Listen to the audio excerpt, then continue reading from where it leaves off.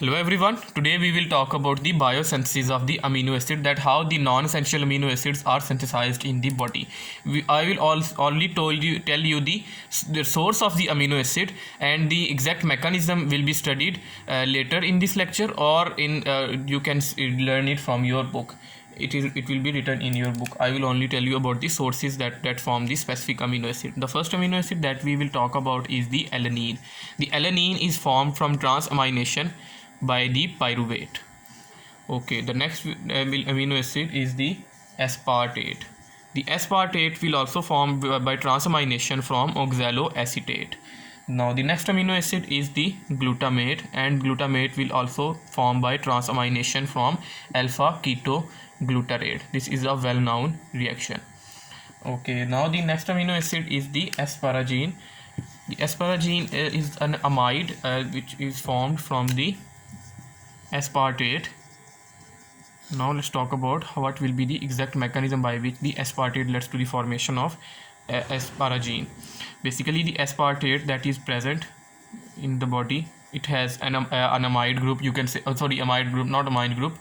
The amino group, it has an amino group, and it will need another amino group to form the asparagine.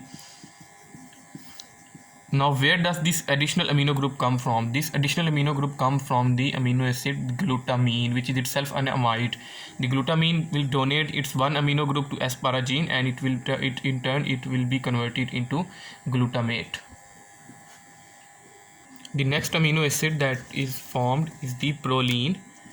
The source of formation of proline is glutamate. Glutamate will lead to the formation of proline. The next amino acid that we will talk about is the serine. The serine can be formed from two sources. The first source of the formation of serine is the glycolysis. As you know, in the glycolysis there is a compound which is called the 3-phosphoglycerate. This 3-phosphoglycerate is converted into 3-phosphopyruvate. This 3-phosphopyruvate will in turn accept an amino group, and it will be converted into 3-phosphoserine.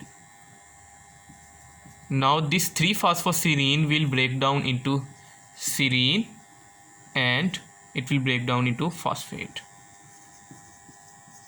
The second source of formation of the serine, as we have discussed in previous lecture, is the glycine. The glycine is the simplest amino acid, and the addition of the methyl group to the glycine will convert it into the serine. Now what will be the donor of the methyl group? The methylene group, the methylene group donor will be the methylene tetrahydrofolate. It will come and it will be released at tetrahydrofolate, and the methylene group will be transferred to the serine. Now the next amino acid that is biosynthesized in the body is the selenocysteine. Now the selenocysteine is the 21st amino acid that is genetically coded, and it is present in almost 25 proteins in the human body. The selenocysteine, unlike its name, has nothing to do with cysteine. It is formed by the addition of selenium element plus serine. The addition of the selenium and serine will lead to the formation of selenocysteine. Now let's briefly talk about what enzymes have the selenocysteine in them. There are two enzymes that have the selenocysteine in them. The first one is glutathione peroxidase, that is involved in the catabolism of hydrogen peroxide, as we'll see. And the second enzyme is the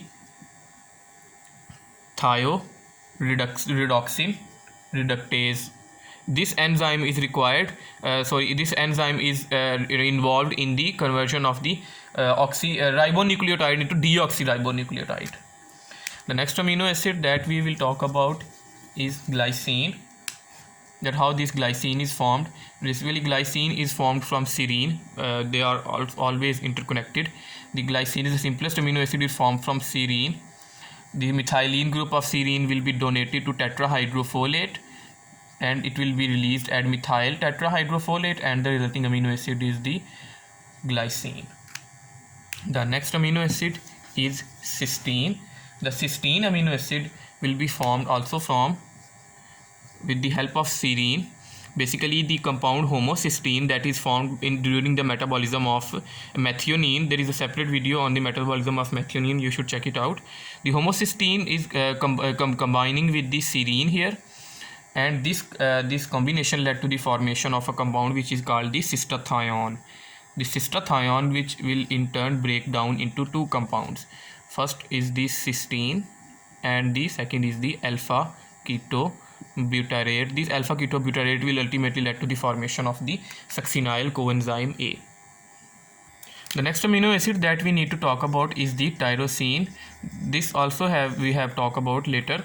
Okay, now the tyrosine is converted into tyrosine is produced from phenylalanine by the addition of an hydroxyl group.